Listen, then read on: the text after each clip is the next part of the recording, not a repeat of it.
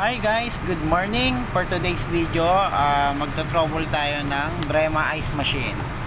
Nag-stack up yung water pump, pati yung water solenoid, nag-open yung coil. So, nagpalit ako ng water solenoid valve.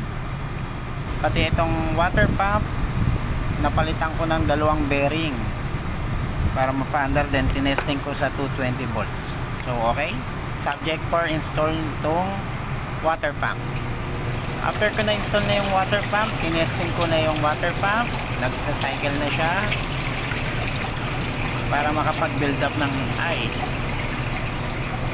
yan sa evaporator coil. At yung water solenoid valve na in-install ko na 220 yung coil.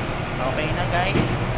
So i-monitor ko na lang yung lamig nung evaporator coil kung pasado o kulang yung karga. Okay, thank you for watching. Please like and subscribe my YouTube channel. Kita-kits sa next video guys.